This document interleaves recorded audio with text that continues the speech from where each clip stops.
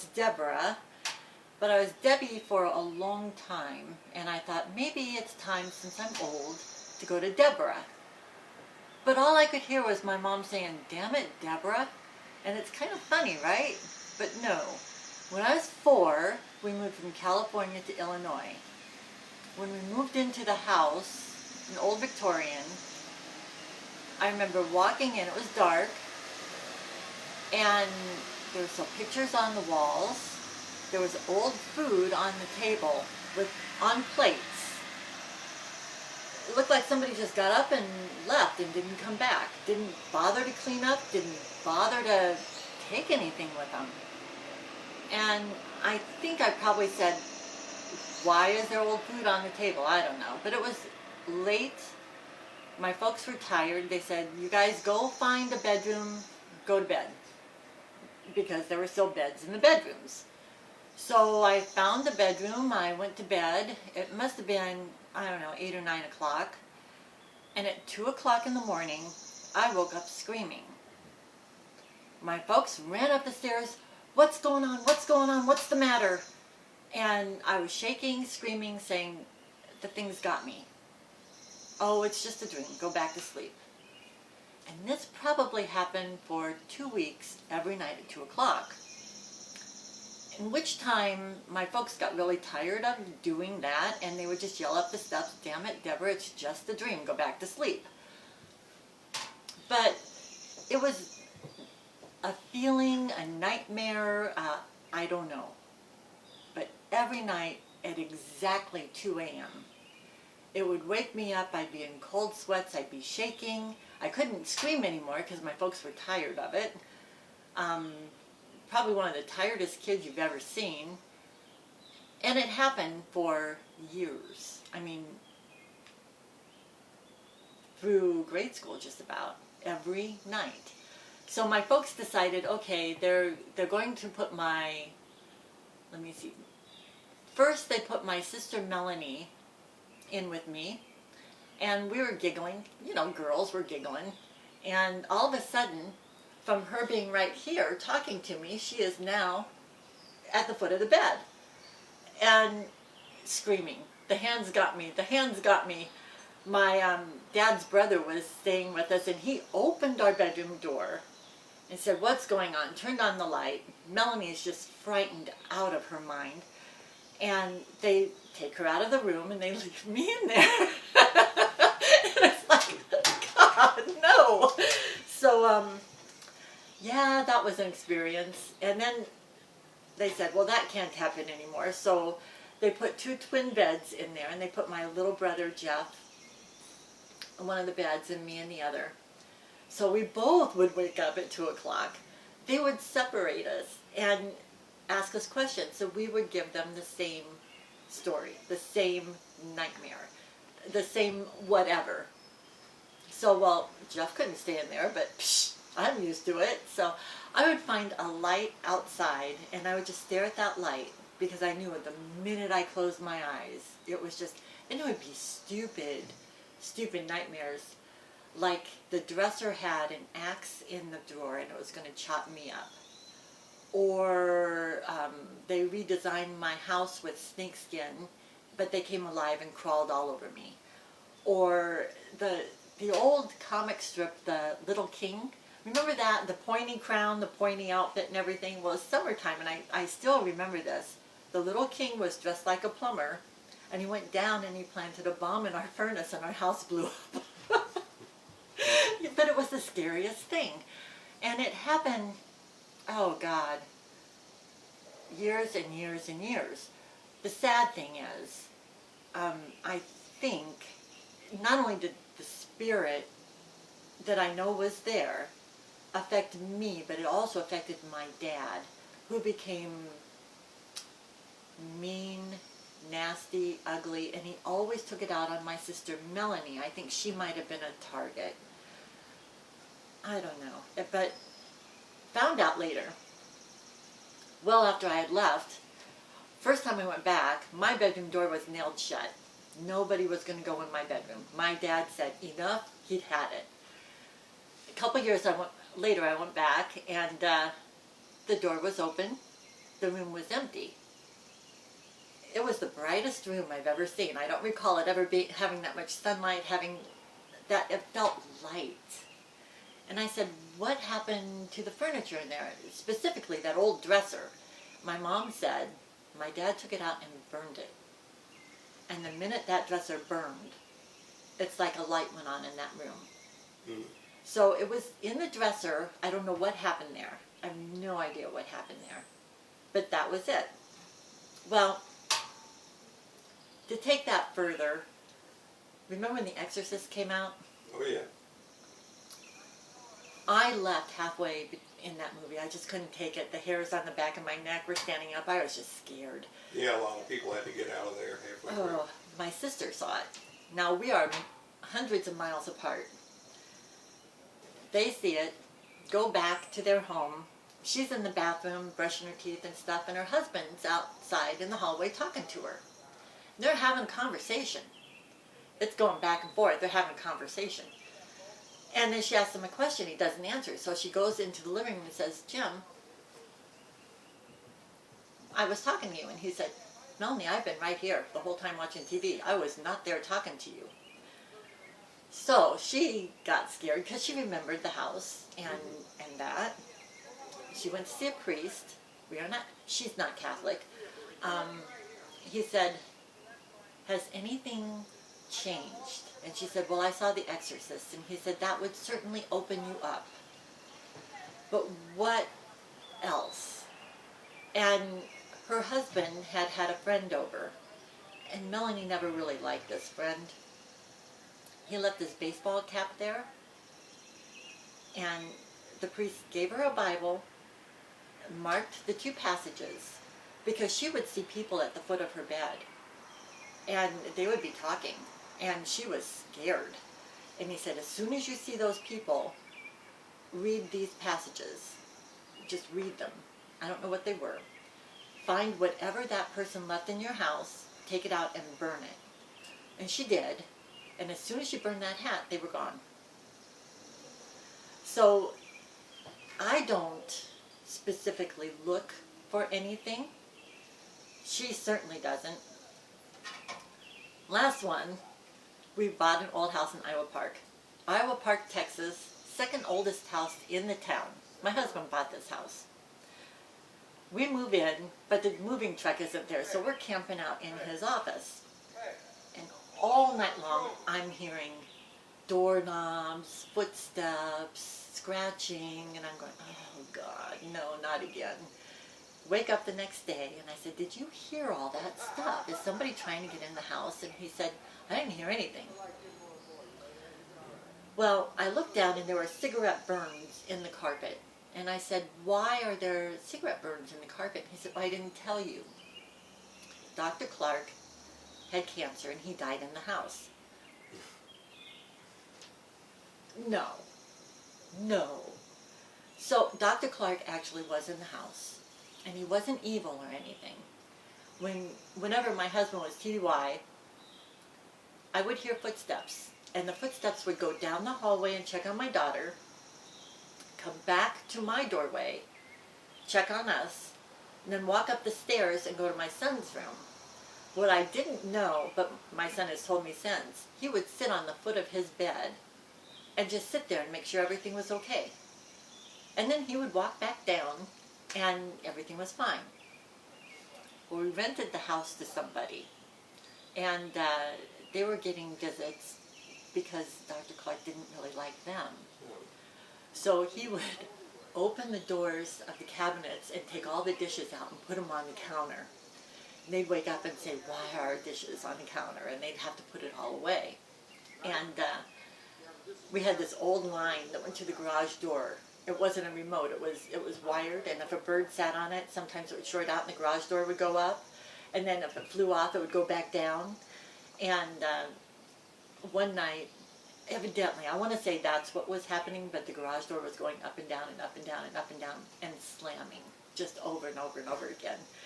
And I got a call. Hi, Deb, it's so-and-so. And I'd say, oh, how are you?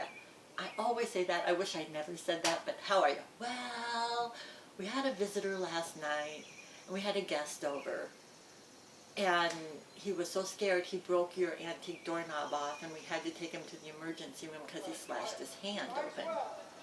I said, what scared him?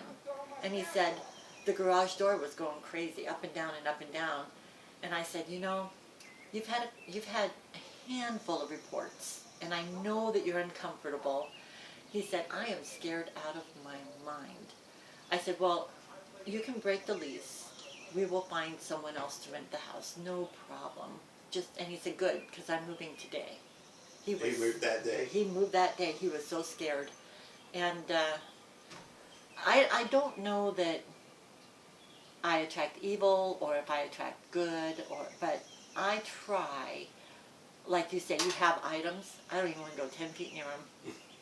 I'm just so certain I will take those suckers home with me, and that's just, some people do. I think my sister did. I think my dad turned to the personality who turned to because of that spirit. I think he took it out on my sister. It was just not normal. Right. You don't normally take things out on your kids. You don't normally turn into a really ugly person. You don't go from a dad who twirls the rope so you can jump rope in the street in a small town to a dad who would just as soon smack you upside the head. Yeah, it doesn't happen that way. I think it got to him. The house that you were just talking about with the doctor, were you the first ones to move in after he had passed? Yep. Yep. So maybe he liked you guys, and when you... Well, we asked him because we made some changes to that house. And I said, okay, Doc, here's the thing. I need to make some changes here. You let me know if you're okay with them. And we were painting it from dark gray. We wanted a kind of a saddle tan. And when we started painting it, they mixed the paint wrong, and it was turning out to be yellow. And it was so funny because we were in Iowa Park, Texas. It's the Bible Belt. Mm-hmm. But I had the Methodist minister come over. The Catholic deacon came over. I think 2 other Baptists and maybe a Presbyterian. I mean, I had religious visitors all afternoon while I was painting. And the deacon finally said, you're not leaving this yellow on the house, are you? And I said, no, they mixed the paint wrong, but it's a good primer. Sure. He says, because I know for a fact Doc Clark would not like that yellow paint. So I think the doc was saying, somebody go tell her that yellow's got to go. Yeah.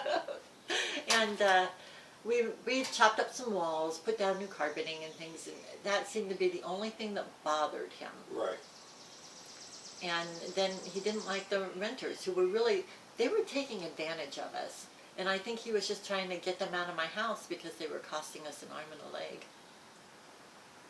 Yeah. He was watching out for you guys the whole time. I think he was. I really do think he was. My son got spooked out quite a bit. But he now is into paranormal stuff. He loves ghost stories. I was telling you, in his neighborhood, they were out on the porch, and they heard a little girl say, will you come play with me? And they're looking around to find where that little girl was. So you need to, I'll hook him up with you before I go. Definitely. He can probably, he thinks he sees shadow people, but I think that if there were any, I would see them, and I haven't. You know, you can believe, and it can be nebulous. It's out there, and okay, it happens to you for years and years and years, but you don't see it, so there's always a really, is it something, or is it me? You know, am I just a wild imagination, like some people say, or do I just want to be the center of attention? No. Right. Or, you know, what is it about you that, but when it's no longer nebulous, when it's maybe not touchable, but it's certainly visible, it's not just in your mind, you start to say, okay, when you see it, like when we were in an apartment and I saw a suitcase get picked up and just kind of tilted, and it just floated down to the floor, and my closet door there and my exit there, And I'm thinking, how the heck am I going to get there without just passing out? Yeah.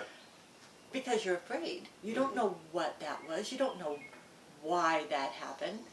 If you saw something, then you're more than afraid. Yeah. Then you're like, holy cow. Well, and you know, for our investigations we do, it's usually the next day or even a couple days later before we actually see or hear the evidence. Because you're filming and you Yeah, don't and know. yeah, and the next day you get home or a couple days later, then I'm sitting in my office and I'm, you know, just got my headphones on, listening to the EVPs, and or I'm watching video and I might see something that looks like an orb, but there's so much dust you never know. But it was different when you're at the investigation and you actually see something with your own eyes, and you're in that moment right now.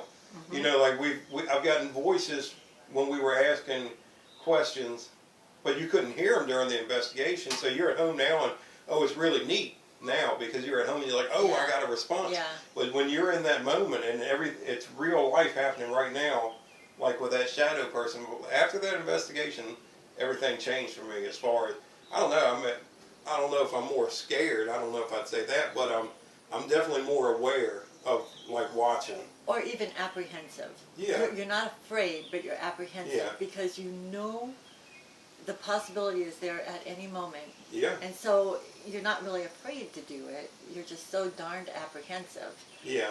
That in the investigations, yeah. you know, a lot of people, when you're living in a house and you hear something or you see something or you're thinking, oh, something's going on here. When you investigate it, you're going to find it, so you're opening yourself up more to it. So it's more likely to. Our investigations, a lot of them, we don't find anything, and it is what it is. And some of them we do, and you know, we've never called ourselves ghost hunters. We call ourselves paranormal investigators. There's a whole lot of paranormal. Yeah. And who knows that it's paranormal? You know, it might be just freaking normal. Yeah. It could be a magnetic field. It could be blah, blah, blah, blah, blah. I mean, more real than spirits floating about. Mm-hmm. I don't know what I believe. I don't know. I just know what happened. I don't know what it was. I can't explain it. I can't. I know exactly living from 4 years old until well past 7 years old. And it changes you physiologically. Yeah. Until that changes, and you might be affected by it more than you know. Right. Until, golly, when I left home, it was just such a relief. And then you go back and you just kind of tense up again. But yeah, that truly, as a kid. Well, I think kids are more open to it too. I really do. I guess it's because kids are more, I mean, they're still learning about everything. They are. And I had a dog named Corky, little Cocker Spaniel mix, cute little guy, but he was an outside dog. Never came in the house. And if he did, he just stayed right by the front door. He was really trained well. And I think I was like 17. My folks were taking everybody off on a trip. I had to stay because I had something for school. And I was really apprehensive. I wasn't really scared. We were in a very small town. Mm-hmm. But I said to Corky, I said, why don't you stay in the house? And it was the first time ever he came and stayed in my room. But he would never, ever even go through the dining room before. And he came all the way upstairs and stayed in my room with me all night. I know that it was a great comfort. Yeah, yeah. And same thing as kids, I think that animals have that sense too. They can pick up different things. Yeah. And, I hate cats on an investigation because they'll just start staring off in the corner. He's like, "What do you see a demon?" What is it? I have to tell you, my son's cat died. I'm sorry, I shouldn't smile. She was old. I think she had cancer. He had to put her down. But he said to her, "Bo, you can haunt me. It's okay." Yeah. This cat sneezed all the time. Just spewed, sneezed all the time. And he was walking up his stairs. His dog Jimmy was on the footstool downstairs, and as he's walking upstairs, he hears a sneeze after the cat's gone, and it sounds just like Bo. Weird thing is, he turns around and goes, "What the heck?" And Jimmy is staring at the kitchen where Bo used to sneeze most of the time. So he goes, and he walks upstairs. And he's upstairs doing something, and his wife comes up and says, "You're not going to believe this, but I just heard Bo sneeze." So he gave her permission. Be careful what you say, because she's there. Well, I always tell people too, you know, when they start talking about their own home, they always ask me, they said, "Hey, how do I know if my house is haunted?" Or some of them will say, and I always tell them, I say, "Do you want your house to be haunted?" And they say, "What do you mean?" I say, "Because if it is haunted and you start asking, then you're opening yourself up to that." And I also have a lot of people that come up and they want us to come investigate their house. And I always say, you know, you think about it first. You know, they say, "We've had stuff happen and we want you guys to come check it out." And I tell them, you think about it first, because when we come there, we're opening it up for them to communicate. And once we leave, I said, we're not Ghostbusters. And, you know, none of us are priests. We're not coming here to get rid of these spirits. We're coming to see if it's activity going on in your house. And if it is, then we can have you, you know, we can hook you up with whoever. But if we go there and we open it up, when we leave, you're going to be stuck with them. So we always tell people, really think about it. If you want us to come investigate, we'll do it. But it's on you if we leave and we've stirred up things. Yeah, I don't think Drew would appreciate that. You can't go down and be in his house. And even if he asked you, say your mom said no. But, yeah. I haven't to this day, and I've been doing these investigations for 12 years. I've never done any of the houses we've lived in because I don't want to. And Jen wouldn't let me anyway. Well, yeah, I don't know that I would, because I'm just kind of naive that way. It's like, what if? But if they're bouncing against people the way they are, what's that purpose? Why are they doing it? Are they stuck? I always think I always say it's you know, they're trying to communicate whatever it is, and I think most of them they are in between. My personal belief is we're all made of energy. I don't believe in spirits or ghosts as much as I do energy, and I think that when a person dies, you can't kill energy. No. The body will give out, but the energy's still there, and it may be weak at that point. But it's got to go. It will be released. And where does it go? It may go into a tree, it may go into another person, just build their energy up. Not like it's possessing them, but give them more energy. Or it doesn't make it into anything else, and then it's just wandering. I still say the best places that we've ever investigated are old Civil War hospitals. You know, and it could be just a house that they turned into one, because when those people died, their energy level was still high. You know, it wasn't like an older person passing away. And, you know, because their energy is probably not as strong as a young soldier, especially Civil War people were really young, teens and 20s. So they're strong energy, and when they passed, they weren't ready to go. No. And if it doesn't make it into something else, that's why they're trying to communicate, you know. Well, I kind of hope that it's like when you pass, you just don't know. Like, you're just done. And if you're done, you don't care. Right. You know, I don't see it, and if there is the energy that has to go somewhere, okay. But it won't be, I don't want it to be aware energy. I want it to just be energy somewhere. So. But it's an interesting life. You know, you think about it. Live with it. Remember it. Say, dang, lived that for all those years.